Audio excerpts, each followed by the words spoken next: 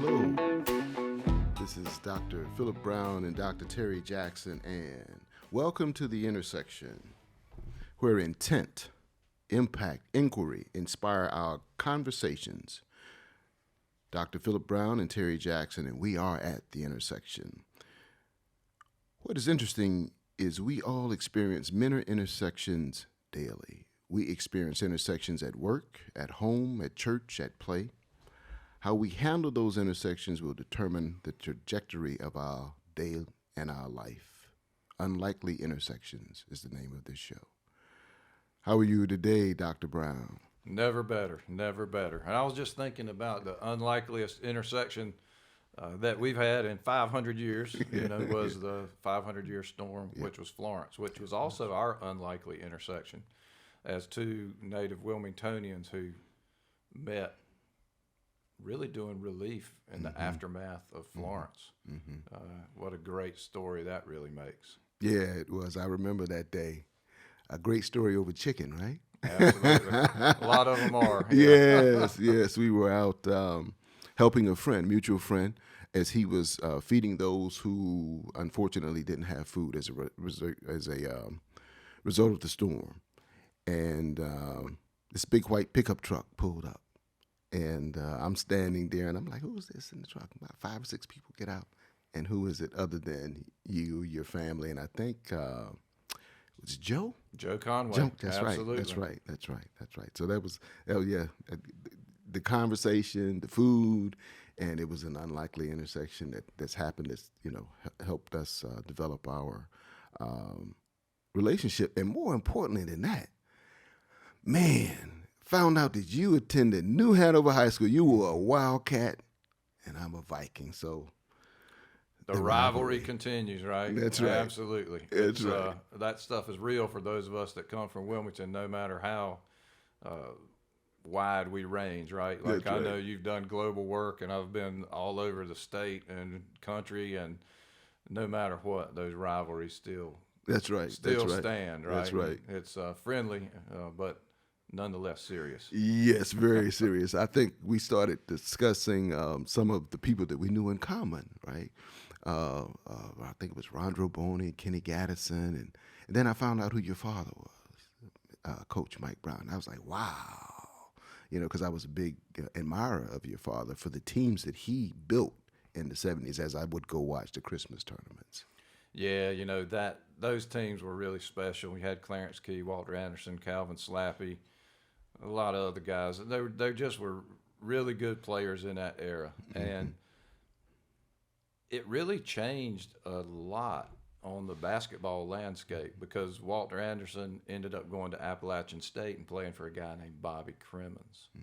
And if you remember, Walter Anderson's teams made it to the NCAA tournament from Appalachian State, which paved the way for Bobby Crimmins to go to Georgia Tech. And so by 1985, Bobby Crimmins had won an ACC championship at Georgia Tech. And that really just changed. I mean, people that are seen all the time now, like John Sally was a part of those teams that played for Bobby Crimmins. And you think, without those intersections, would any of that stuff have happened? That's right. And I didn't like that Georgia Tech team because I was a Carolina fan, right? And, those were great teams down there with Crimmins. And I remember him at Appalachian State with Walt. And I actually wondered, why did Walter Anderson go to Appalachian State? Because a lot of teams were recruiting him. However, he chose Appalachian State, and they had great teams there in the NCAAs. But I guess that was an unlikely intersection for him, too. A guy from Wilmington, North Carolina, down on the coast, going up into the mountains, right? Unfamiliar territory that he actually was discovering for himself and I'm sure for his family. It's like you and I, having all these people in common, right? And having traveled all around it, and all of a sudden we meet during a time of crisis, right? To help others, and that unlikely intersection, and what the result has been as a result of that. Yeah, isn't that something a lot of the tightest bonds are always formed around difficult situations, right? And Florence, I think for our area, really for all the Carolinas, was one of the most difficult times in recent memory because the destruction was incredible. You know, and I know we had at the hospital we had about 10% of our entire employee base that was facing severe damage of their homes. You know, it's interesting because around that time I was in a little bit of panic, and I'll tell you why. I was scheduled to do a 2 hour training for some managers and leaders at McDonald's that was virtual, but we were without power for 3 days. So I traveled the city, again, unlikely intersections, right? And I came across a coffee house that had an upstairs office in which they had power and they had internet. And so I did the 2 hour training upstairs in the coffee house, right? But that just goes to show how every day we come across these unlikely intersections, right? And it's truly, truly amazing. Yeah, I mean, Florence sort of opened my eyes to so many different things, I'd say. You know, we had been doing a ton of social determinant work in the community. That had started over a year before that.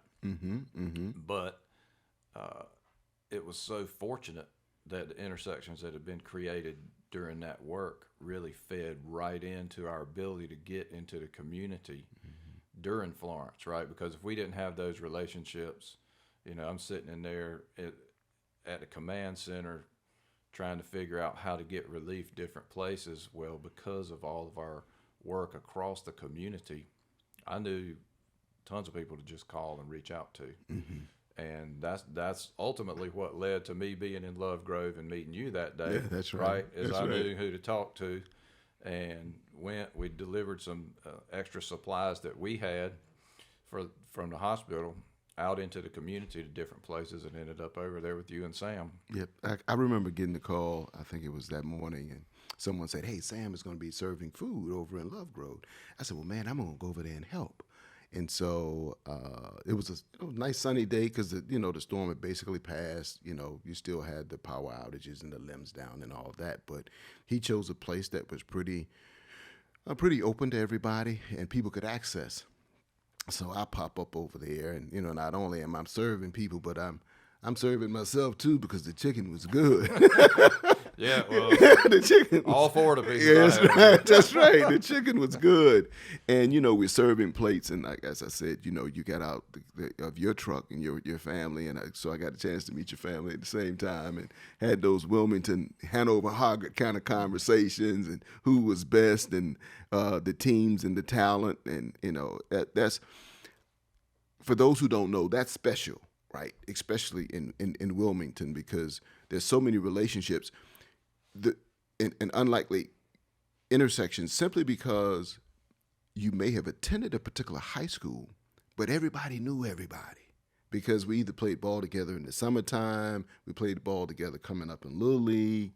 And so for those that you didn't meet coming up, to meet them now, those conversations are still extremely important, and you get the chance to understand how people have traveled in their life and unlikely intersections that they've had throughout their life as they've gone beyond that whole Hanover-Hoggard rivalry. Yeah, it's a big web, right? Yeah. And the interesting thing is it's one thing to have the unlikely intersection, but then there's what happens next, right? So if you think about our particular thing, I would give you the credit for what ultimately became the relationship that led to this show and everything else, because we met. I went immediately back, command center for, getting out of the crisis. And it was an intensive work experience trying to do all these things that needed to happen to deliver health across the region, including to so many of our staff that were affected, as well as my own stuff that had, a hurricane. Right. And so, time passed, and were it not for you remembering and reconnecting, that might have just been a one-time event. But isn't it great that it wasn't? Yeah, it was great that it wasn't, because we're talking September to November, right? And we're talking about the Monday after Thanksgiving for the collard greens, That's right? So we had that in common. That's a likely intersection, Oh, right? yeah, that's it, yeah. And so, yeah, I would agree with you. And it's over food, right? Like, it's amazing when you have those intersections over a meal, somehow it makes a difference, right? That's one of the reasons why I always like to say food is medicine. It's not just that healthy food is good for you and all these kind of things that we can talk about another time. It's because a lot of the fabric of our society is built around getting together, sharing a meal, fellowship, and all that kind of thing, right? And so that really sets you in a different place, right? Because one of the things I think you and I share in common, because I remember that you said it, and as soon as you said it during that meal, I was like, absolutely, that's how I am too. So I trust up front. Yes, Right? yes. And so here we're two people that have met. We're meeting for the second time in our lives, middle-aged dudes, over a meal, really don't know each other. Right, that's right. Got some commonalities, but we trusted up front enough to have meaningful conversation. And that led to some pretty important things that have happened in this town and beyond. Yeah, I would already, agree. just in a really short time. I would agree with you 100%. I just don't like to go through the mental calisthenics of it. Can I trust this guy? Can I trust this person, right? Let me go ahead and trust up front. As I say, I give you an A, you earn an F, right? And that's how I believe in relationships. And I think we have to do that and have to think more like that as humans, right? As we're going to accomplish more in life and get more done. Absolutely. It kind of reminds me of a little foreshadowing. I got a book that's going to be coming out early next year. And the acronym behind it is TELL ME, right? First thing is trust. T is for trust, right? E is for empathy. L is for listening. L again is limit. Limit certain things depending on the situation, right? M is maintain, whether that's friendships, whether that's health, whatever. And E is to eliminate all true barriers, right? Wow. And so if you think about the fact that we connected on some common heritage, that put us in an empathy space right away, right? So Absolutely. here you got two dudes that trust up front and empathy exists, and then we're listening to each other because we want to hear the stories that the other guy has about what it was like at Hoggard versus New Hanover. That's right. That's right. And so That's right. it set us up for success going forward, whether that was engagements that you ended up getting working through the hospital, whether that was really the startup nonprofit that became NC Swim, whether that was any of several other things we've done in the community together, or whether that is ultimately me becoming a member of the Marshall Goldsmith 100 Coaches.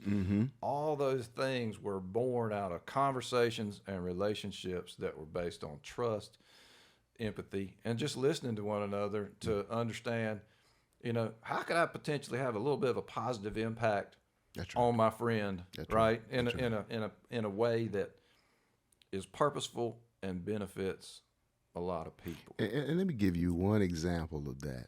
I remember being at my mother's home early one morning a couple of years ago, and I want to say it was in August, and she had gotten up to get herself together for the day, and she tripped and she fell. She tripped and fell because she had on some bedroom shoes that she probably should have tossed away years ago. But who am I to tell my mother which bedroom shoes to wear and which ones not to wear? And so she tripped and fell. She broke her leg. And as I'm there with her, hearing her go through the pain that she went through, one of the first people I thought about calling was you. Simply because I knew that you could kind of open the way for the service or the treatment that she needed. I remember calling you that morning. I said, hey, Doc, my mother has, she tripped, she fell, she broke her leg. I've called the rescue squad, and we're going to take her out to Cape Fear. And you said, you don't have anything to worry about. They'll be waiting for her when she gets there, and they'll give her the red carpet treatment. And so when my mother arrived in the ambulance, I remember someone saying to her, "You must be imported," and she says, "I am."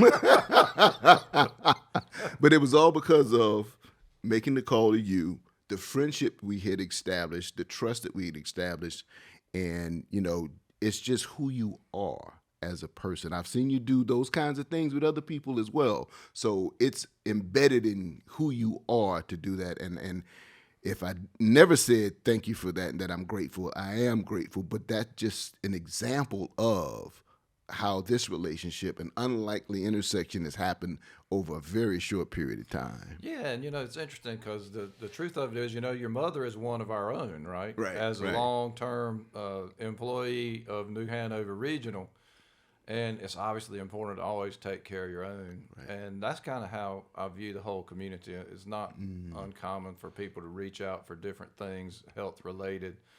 I always try to help. I don't always get it, right? Because Right, it's such a right. complex, it's such a complex world now in terms of disease management. And my background is vascular surgery. That's what I know and what I've done. But I do know people. And, one of the things, talking about trust, in my career, one of my aspirations was to just be a trusted person on the inside for anybody who needed to know, right? So as a vascular surgeon, it wasn't my goal to operate on everybody who needed a vascular surgery operation, but I wanted folks to feel comfortable asking me what I thought, whether that's who they should connect with for a given problem or what I thought about that problem.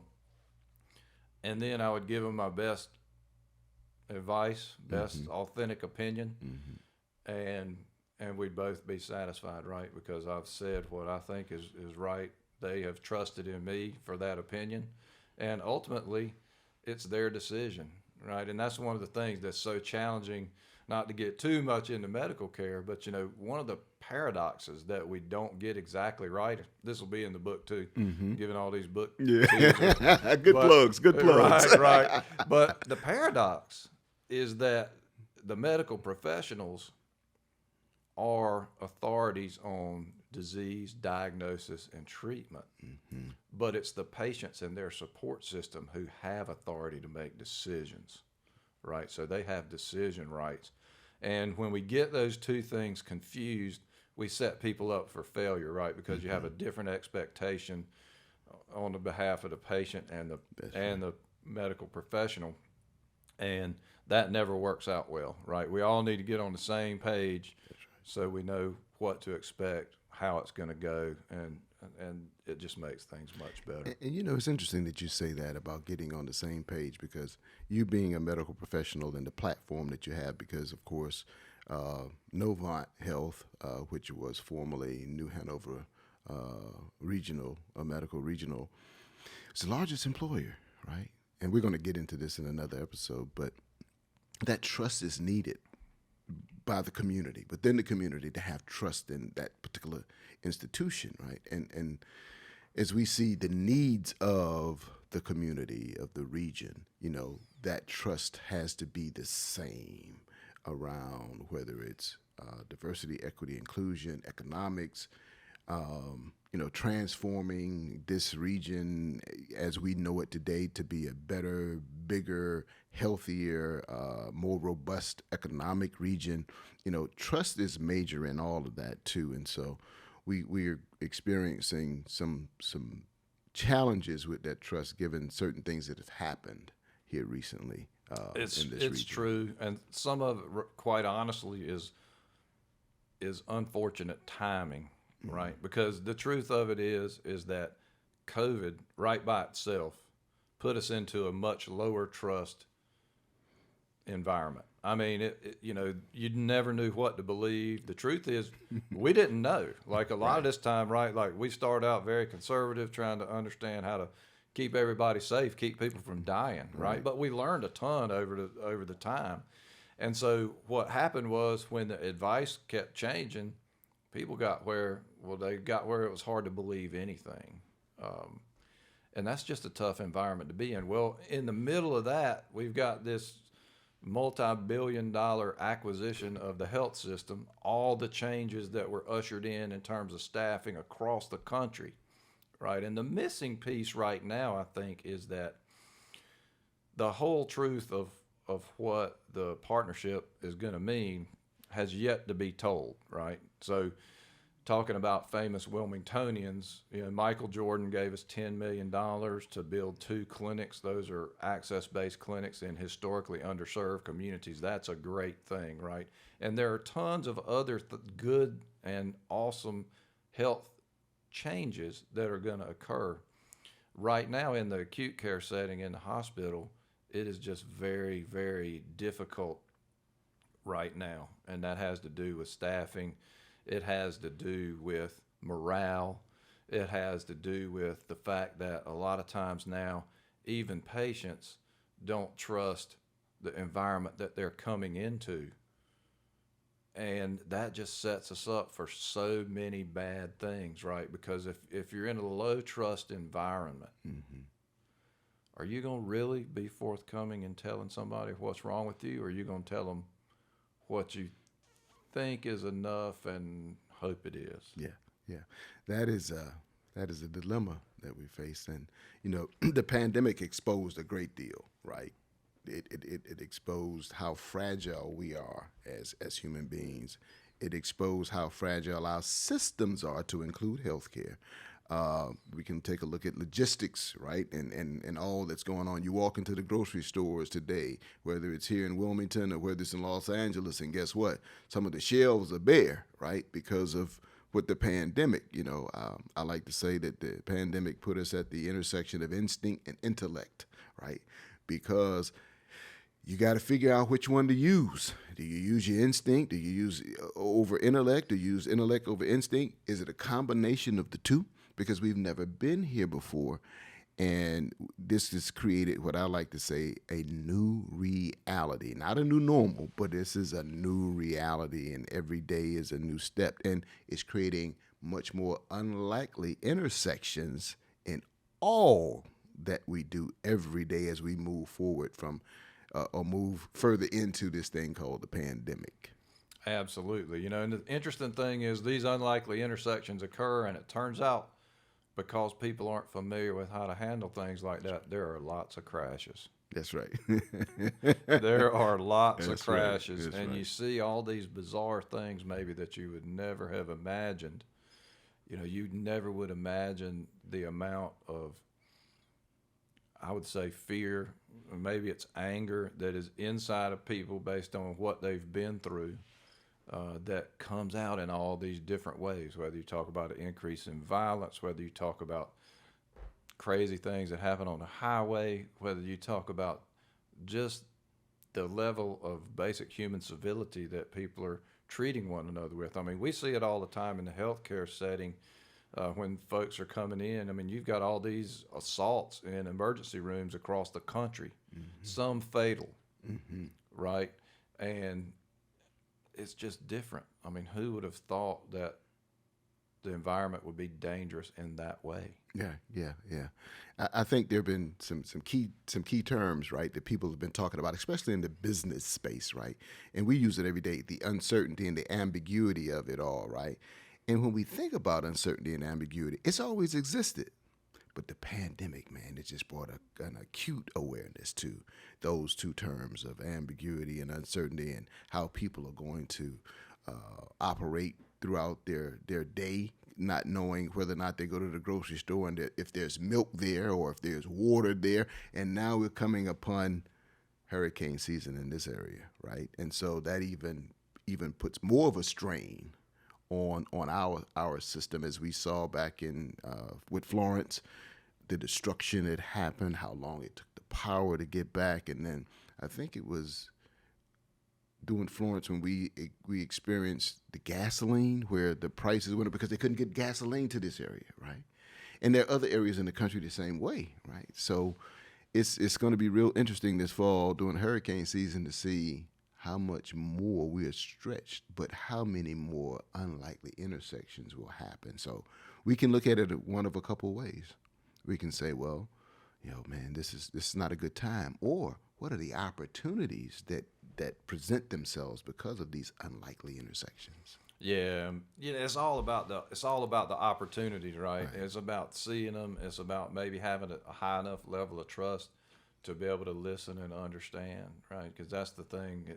Sometimes if we can just take that pause, if we can just make that minimal investment in time to hear somebody out, maybe walk a mile in their shoes and figure it out, because we've seen that, right? So this whole concept of walk a mile in somebody else's shoes, we saw that play out in COVID in very historical patterns.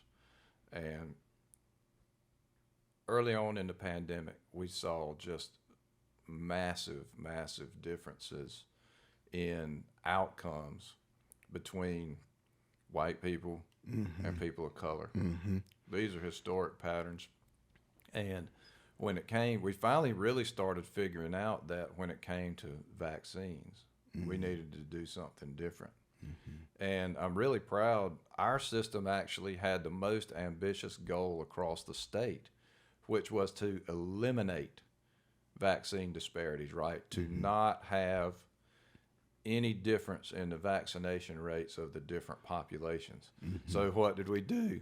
We connected with folks in different ways, unlikely intersections, have vaccine events in churches, have outreach into different communities, specific to how those folks can access the health system, right? Maybe it wasn't the standard hours. Maybe we set up a vaccination mega operation at a movie theater, right? Like, how often do you think of a movie theater and the health system coming together? A really unlikely intersection that saved no telling how many lives in our region and became a national model, right? So, we've learned from that, and we need to build on that, right? Because when we look at what's happening in health, these patterns are the same. They've been the same for generations and generations. And we've got this new threat. You and I were talking earlier today. Artificial intelligence can either really help us, or it can cement these patterns in place for generations to come. That's right.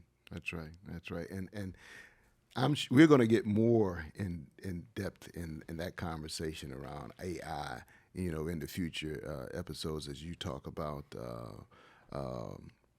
Destination Health, and what your vision is for health into 2030. Absolutely. Yeah, that and even though it's a regional vision, it's a North Carolina vision, it should be Destination Health across the country, right? Because everyone should be looking toward health equity, right? Because it's more inclusive than just mental, physical, and spiritual health. We're talking economic health as well, right? And so I can't wait to hear more about that, when we have that episode. Yeah, and Terry, the thing is that health would translate that way, right? Like, if you take how we're even looking at it now, between February of this year and May, we scaled our measurement apparatus from 7 or 8 southeastern North Carolina counties to 100 North Carolina counties.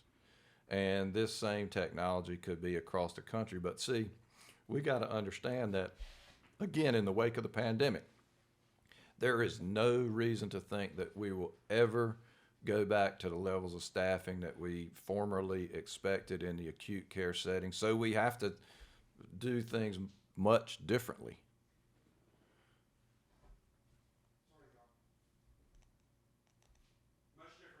So we have to do things much differently. And some people might call that transforming health. I like to say transforming health because I'd like to make the distinction that health and medical care are different things. We say health care. That's really an oxymoron, right? Because if you have health, you don't need much care. Yeah, that's right. In the way we define it, right? You need care in different ways in the other dimensions you talk about, whether it's economic, whether it's all these other things.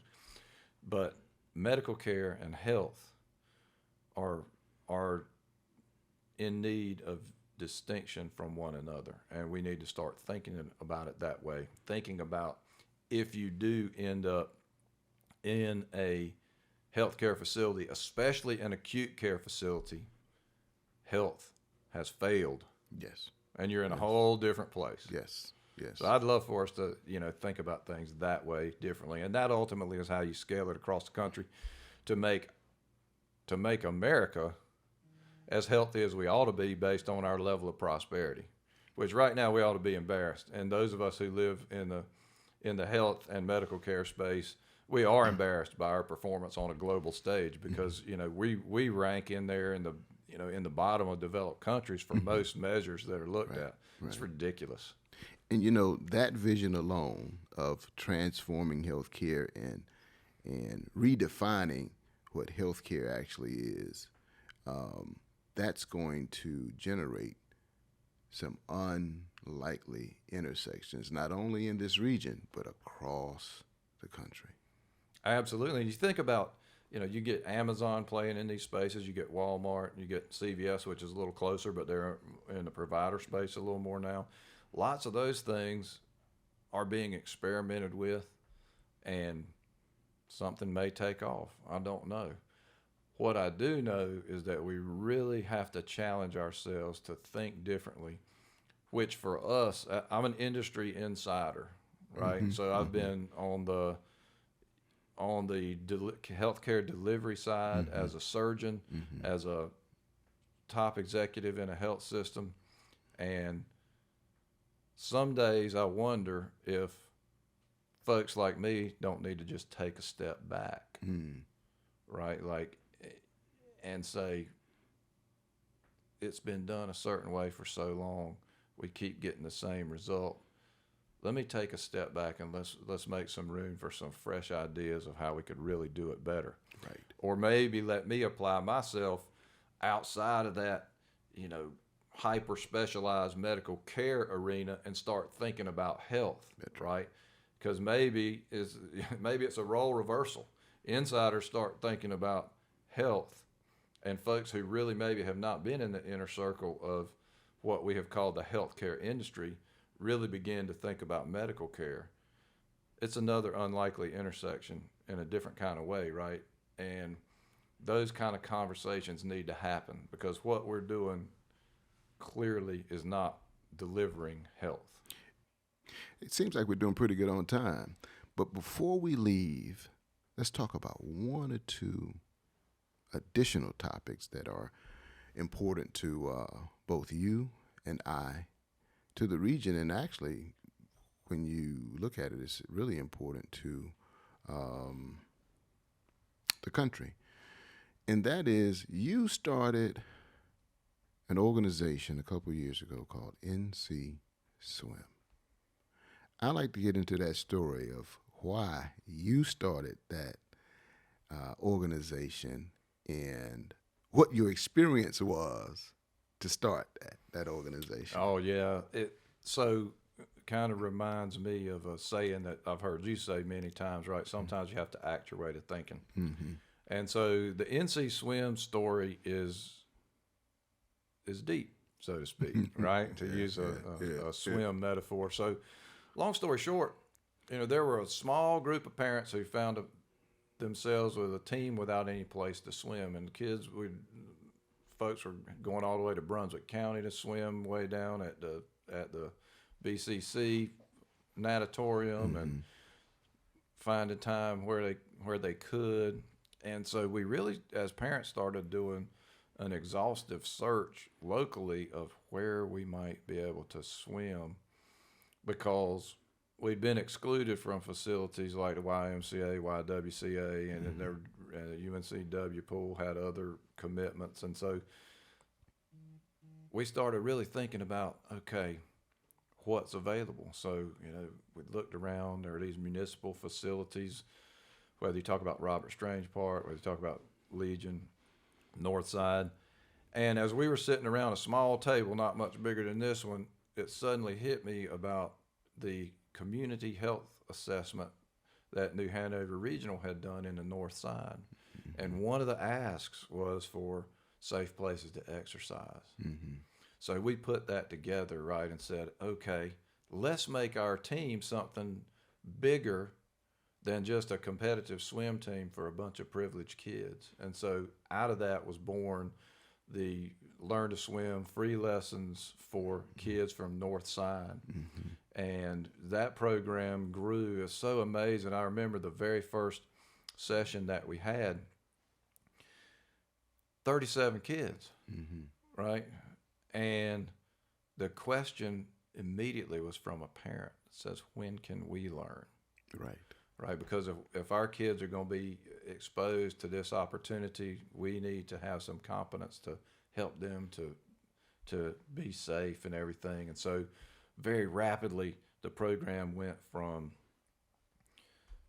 Learn to Swim and basic water safety for kids to multi-generational. And that's where it is now, not only in partnership with City of Wilmington and Red Cross Centennial Program, but also UNCW. We have water aerobics. We have all of this to make swimming an inclusive sport. I mean, it's worthy of its own show at some point, but I will tell one story that I think is emblematic of Wilmington, because we, again, had these relationships that developed out of this program, right? We had scholarship programs for kids from the North Side who couldn't afford to join the team if they had interest in swimming, and from that, relationships came. And I'll never forget, around Christmas, I was over in North Side off of 8th Street, and we were putting together a bunk bed for one of the families as a Christmas present, because they had had Florence problems, right? They had relocated several times during Florence, finally found a stable housing situation, over a year later. And we're putting together this bunk bed, and so my wife has the idea, let's just order pizza for everybody. And it's right over on 8th Street. I mean, it is it is a few hundred yards from where we sit, right in the middle of the city of Wilmington. So she orders it on the app on her phone and everything, and we get the bed put all the way together. Well, no pizza. Right. Like, what in the world is going on? So anyway, long story short, she ultimately finds out that Domino's doesn't deliver after dark to 8th Street in Northside. And for her, my wife, and for our kids, that was something they had never experienced and didn't realize was real. And as we were problem solving and working through with the family what we should do, right, because we're all hungry, wanting something to eat, the comment that struck me the most and has really stuck with me is that the mother said, "Don't worry about it, we'll be fine. That's just what it's like to live here." Right? And I think we can do better, right? Like, that's a place to act your way to thinking, right? What does inclusion really look like? Because, Domino's Pizza is less than 2 miles from where we were. And in fact, we were driving by it on the way home. And it's not a franchise thing. I don't mean to demean Domino's. It's a local ownership thing in that particular case. But, the thing is that those kind of barriers don't need to be there. Absolutely. Absolutely. We're talking about humanity, right? When we can move past some of the false obstacles we may see to understand that we're really dealing with just human beings, right? I understand that they may have made a policy around a business decision, given some experiences in that particular area, or trying to prevent certain experiences from happening. But at the end of the day, we're still dealing with human beings, and we have to be mindful of that. Well, that's the thing, is recognizing one another's humanity is where it starts. And we see this in the diversity, equity, and inclusion space. We see that gap all the time, right? Is that there's no less than, but there sure is a perception of that in many cases, and that just keeps us stuck in the same place. Whether you talk about health, whether you talk about economic prosperity, whether you talk about the history of Wilmington, and problems that have happened over 100 years ago that have set us up for many of the disparities that we see now. Absolutely. They're just patterns, right? But it starts with that humanity piece. That's right. And I'm always moved to wonder, why is that, and when does it change, right? Because, like we talked about our experiences coming up, you go through school, you are typically, in our day, it was there. Integration was heavy, maybe less so now. Whole nother topic, Right. but you know what happens along the way. Because we are good friends, we are competitors, collegial mostly, and it's bizarre to think that all of a sudden at some future point that collaboration, that teamwork, that belonging Yes. changes. Yeah. Yeah. It's. I often wonder, and because if you'd have told me when I was in junior high and high school that today we would still have some of the issues that we have, I would have told you at that time that you were wrong, because I just visualized a more diverse and inclusive society based upon playing sports and playing ball and how friendly and brotherly we were. I like to use the phrase, we bled together, we sweated together, we cried together on the field, right? That builds a bond to me. And whatever happens where that bond is not as, it doesn't mean as much, that's bothersome to me, right? And so I often ask the question, so what happened, when all of a sudden those bonds, we don't contact each other anymore. We rarely see each other anymore. And you look at society and knowing that we played sports against and we're just not as cohesive as we were. What happens? It's always interesting to me to hear the excuses, because that's all they are, because we've done it before. So why did we get away from it? Because sports is probably, from an institution of bringing people together, it's probably, well, people, like I said, you cry, you bleed, and you perspire together, right? And it's just difficult for me not to see what I thought would be, given where we are in 2022. And that begs the question, what does it take to make it be more like the vision that you had, the expectation that I frankly had as well at the same stage of life? What does it take, and what might that look like for us? Yeah. What do we have to do? And more importantly, what do we need to stop doing, right? Because there's a lot of things we need to stop doing in order for us to come closer together as a society, because, there are, again, policies and barriers that sometimes are put in place. And so what do we need to stop doing? What do we need to end? And then what we need to start doing as well, as you mentioned. One of the things that has struck me, especially as over the last 5 or 6 years, as I've personally gotten deeply into this work in the communities, is proximity. Mm-hmm. To quote Brian Stevenson's number one thing, proximity, right? And for me, the NC Swim story, along with all the other health factors, kind of took me to a space. And at first, it's uncomfortable, right? And as you're close to these disparities, to these things that you feel like are unjust, that shouldn't be, these policy differences, whatever the case may be, you're uncomfortable. And there's a decision point there, right? Do you step away from the discomfort, or do you stay in it? And for me, the choice was to stay in it. And over time, a pretty short time, I began to realize that I was staying in it no longer despite my discomfort, but because I was uncomfortable. Mm-hmm.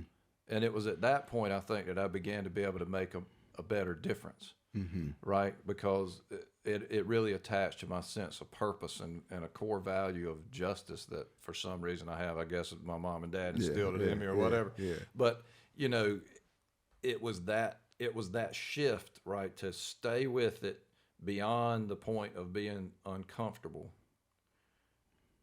and ultimately be staying with it because I was uncomfortable, because those things shouldn't be allowed to persist. There should be something better. Yeah, I would agree with you. And it's interesting because from your perspective, you can be comfortable if you choose, right? But you're choosing to be uncomfortable because of that whole justice paradigm that's been embedded in you by your parents.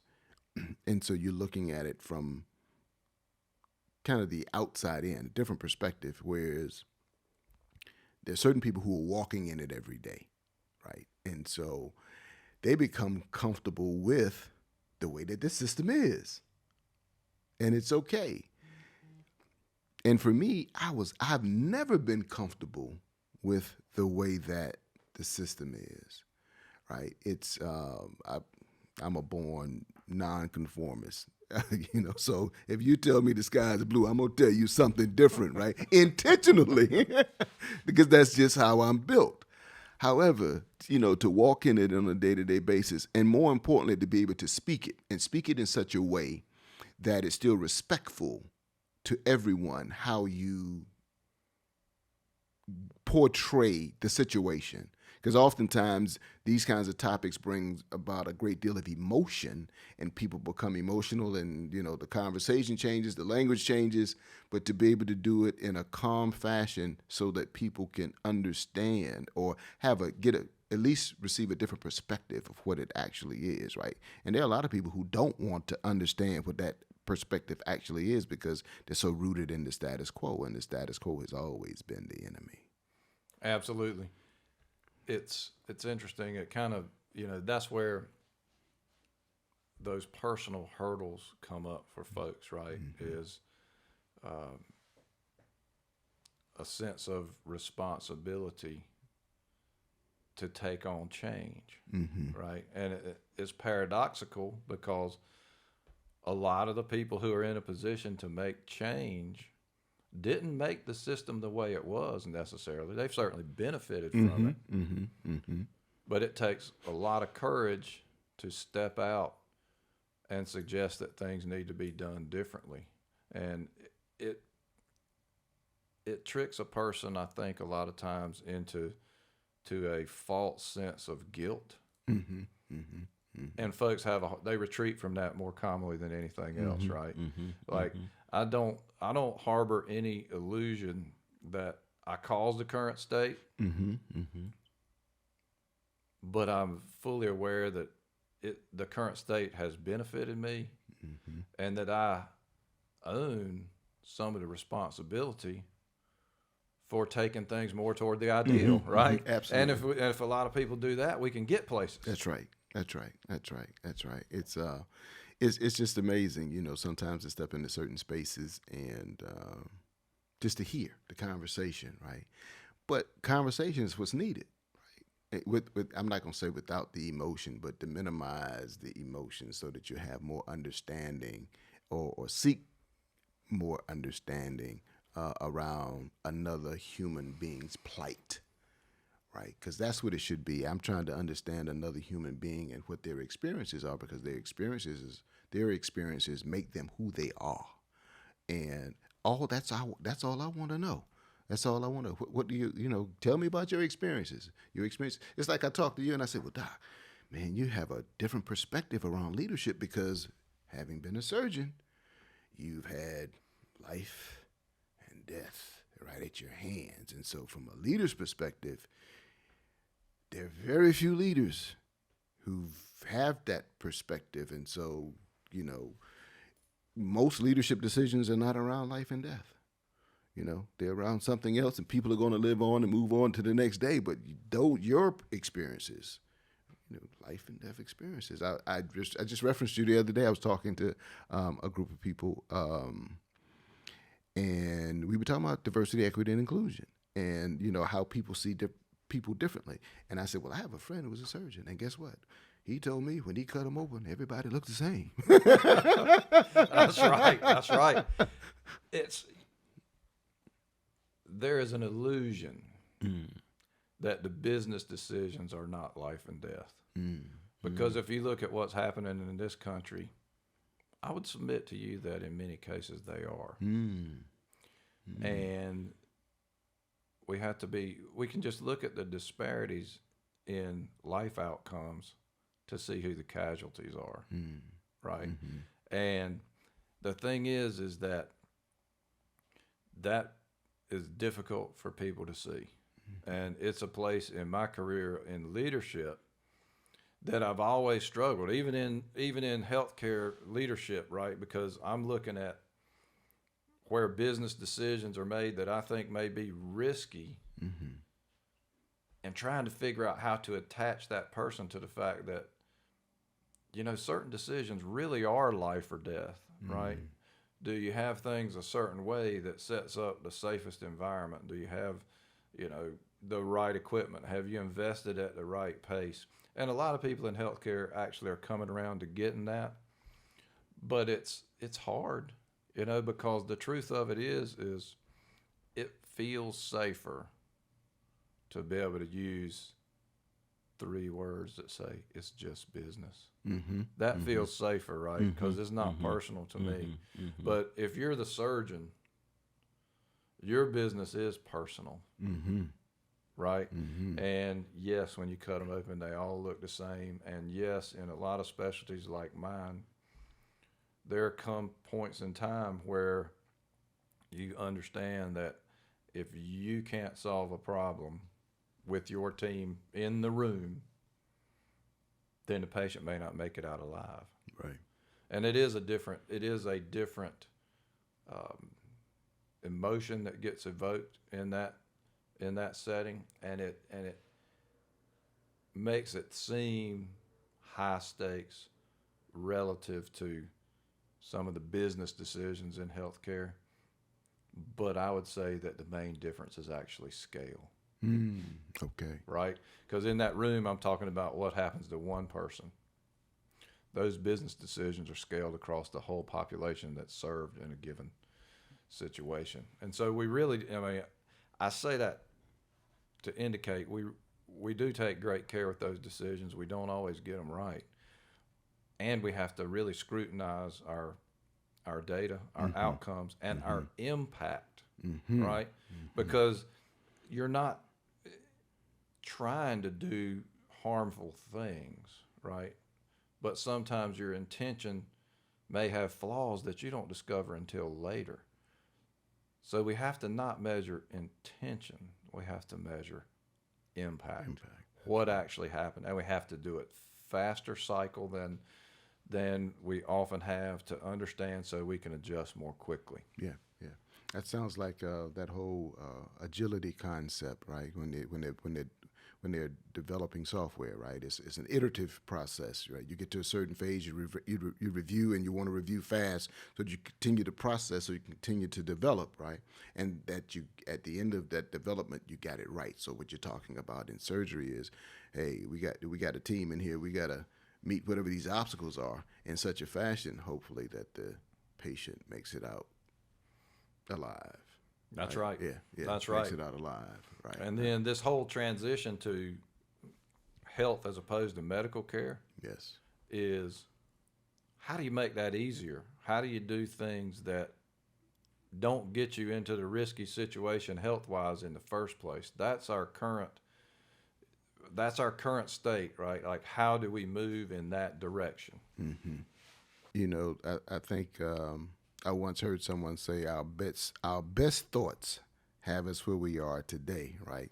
So you need to have those unlikely intersections with different people and different experiences that enables different perspective and different ways of thought, right? So with that, I think this unlikely intersection will be one that is extremely profitable and fruitful for the region as well as for the country.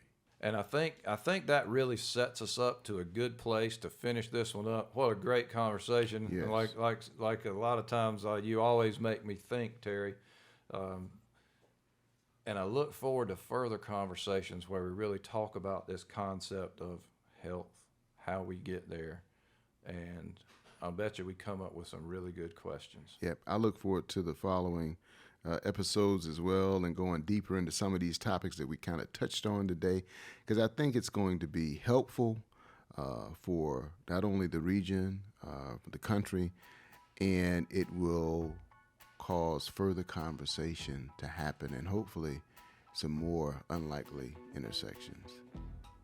To get a little bit more information on this, I'd love to invite our listeners to come to unlikelyintersections.com. Track me down on LinkedIn at Doc Philip Brown, and you are? And you can track me down on LinkedIn, Terry Jackson, PhD, as well. And so we look forward to your responses, to your questions, to having further conversation with you about all of the topics that we've discussed today. Have a great day. We'll see you on the next episode.